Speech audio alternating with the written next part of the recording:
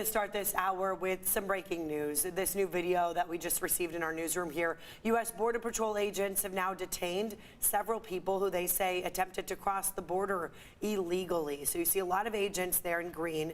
This happened about 2 hours ago, right in the Tijuana River Valley area close to the border. We know the group included men, women, and children. You saw somebody being taken by ambulance as well, likely needing some medical treatment. Still not clear why that is, and not clear how many people were detained. And take a look at this video here. This morning, police are searching for the driver who hit 3 parked cars in Ocean Beach. This happened just before 3 a.m. near the intersection of Sunset Cliffs Boulevard and Muir Avenue. You can see the car is pretty banged up here. Police have not released any details on a suspect. Our other top story here this morning, we are hearing from outraged parents after a teacher in National City was arrested, accused of sexual misconduct with a former student. 6 a.m. now, I'm Eric Connert. And I'm Nada Ibrahimpour. So last night, the National City School District addressing what happened to a room packed full of concerned parents. CBS 8's Dana Marie McNichol joining us live from Lincoln Acres Elementary. Reaction from these parents. Dana Marie, I can only imagine how surprised they were to hear that news. Yeah, good morning, Eric and Netta. They were shocked. They were disturbed. We were here yesterday before that school board meeting speaking to a lot of them. We spoke to a mom whose son was actually a former student of Jacqueline Ma, and again, she just couldn't believe the news. I think it would be appropriate that she no longer teaches anywhere. Yeah, and I think, it would be appropriate for her to be registered as a sex offender as well. If proven guilty. With evidence. If it's not, it should not be in her record, and everybody should be treated equal to prevent guilty, period. Now, 34-year-old Jacqueline Ma, who teaches 6th grade at Lincoln Acres Elementary School here in National City, was arrested Tuesday morning at school. This comes after police say they were contacted by a concerned parent who suspected that her 13-year-old had an inappropriate relationship with a former teacher. An investigation followed, leading to Ma's arrest. She now faces a number of felony sex charges, including lewd and lascivious acts with a child under 14 and oral copulation with a person under 14. Ma has since posted a $100,000 bond and is currently free as she awaits her arraignment. At last night's National School District Board meeting, the superintendent waited until the end of the meeting to address what one parent called the elephant in the room. The superintendent calling the situation deeply concerning that stunned us all. She says that administrators arrived early at Lincoln Acres to address questions and concerns from parents, students, and staff, adding that counseling is available to process this unthinkable situation, while adding that the district is cooperating with authorities but cannot comment on this pending investigation. And Jacqueline Ma will have an opportunity to answer to those charges she faces when she's arraigned in court. At this point, it's scheduled for March 14th in Chula Vista. At this, we might be able to get a little bit more information on what led up to this relationship, how this even happened. Of course, this is developing, and we'll bring you updates as soon as we get them. I'm Dana Marie McNichol, coming to you live from National City. Dana Marie, thank you. This morning, 3 LAPD officers are recovering in the hospital after they were shot in Lincoln Heights. That's just east of Dodger Stadium. We're told the officers were trying to take a man into custody when the suspect barricaded himself in a shed. Officers were trying to use gas to get him out when the man walked out and opened fire. 3 officers were hit, all expected to be okay, so that's good news there. Police say the suspect died after a standoff. They didn't say exactly how he died. Today, the bodies of 2 Americans who were kidnapped and killed in Mexico are expected to be returned to the U.S. 4 friends were kidnapped by a cartel in the border city of Matamoros. Zindell Brown and Shaid Woodard were killed. Latavia McGee and Eric Williams are recovering at a U.S. hospital. We're now learning a friend alerted police after the group didn't return. She said they were supposed to be back within 15 minutes after dropping off McGee for cosmetic surgery. The White House says it is working with Mexican authorities to get justice. So far, 1 person has been arrested. And now this morning, 21 counties across Northern California under a state of emergency. They're getting ready for this atmospheric river that will be slamming our state here. So we want to show you what's going on. People in San Francisco lining up to get sandbags, filling their trunks, as you can see. The entire Bay Area under a flood watch. that starts this afternoon. Some places 6 to 8 inches of rain. That's in urban areas. The mountains expected to get even more. This morning, Governor Gavin Newsom dealing with some mild COVID symptoms. He tested positive last night and will self-isolate for 5 days. He's still scheduled to join a virtual news conference today with Attorney General Rob Bonta for a, quote, major announcement. His State of the State tour also still on for next week.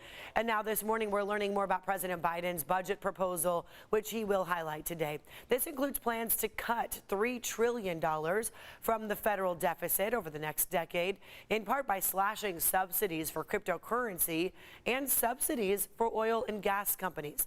It also includes closing the carried interest loophole that allows wealthy hedge fund managers to pay a lower tax rate.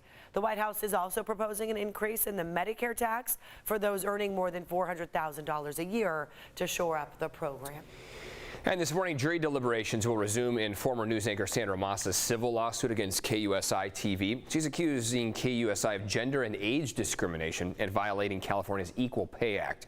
She claims the TV station paid her less than her male counterpart, even though she did the same work. Well, KUSI's attorneys argue Moss didn't get paid as much as Ellen Denton, because she didn't work as much and wasn't as good. Moss wants $10 million in damages. All right, keep an eye out for firefighters on your commute here this morning. Yes, they are out there collecting money for the annual Firefighter boot drive to help the Burn Institute, so we got to fill up these boots with as much money as we can. Firefighters will be at major intersections around San Diego County collecting your change or your cash. If you don't carry that, you can also make a donation online. The money will fund burn prevention education programs and will really help out burn survivors. Yeah, fill those boots up. And now the 30th annual San Diego Latino Film Festival officially starts today. Today's the big day. Our Jesse Pagan will be at the AMC Theater that's in Mission Valley tonight to help kick things off there. The first film to be screened is called It's Not the First Time We Fight for Our Love. The festival is a chance to get a closer look at many films told by Latinos, featuring Latinos. For me, it's an honor to be a part of the festival. I'm excited because for a long time growing up, I always saw the festival as kind of the pinnacle of Latino film festivals, and just growing up in San Diego, seeing the festival and having the opportunity to show my film on the big screen is extremely exciting, and I can't wait.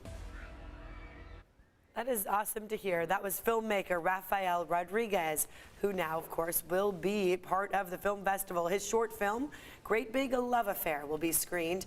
The event runs through March 19th. You have time to check out these films. For more information, go to our website, cbs8.com/community.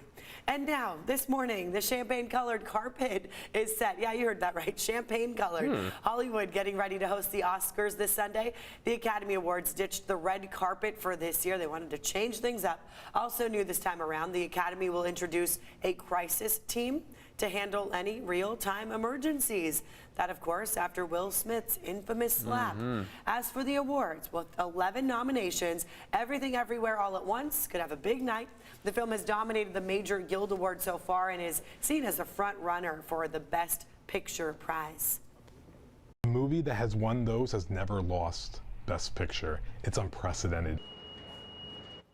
So who do you think will win this weekend? We're going to share our predictions in just a few minutes. You're going to want to stay tuned to see if we are way off or close. Yeah, they don't have the red carpet because we're rolling it out here. We said, hey, we need to do a little bit here. Can you give us the red carpet? They're like, fine, we'll do champagne. They said, all right, we can organize something along that route. I'm excited, though, to hear your picks because I'm excited. You've seen a lot of these. I've seen a lot of them.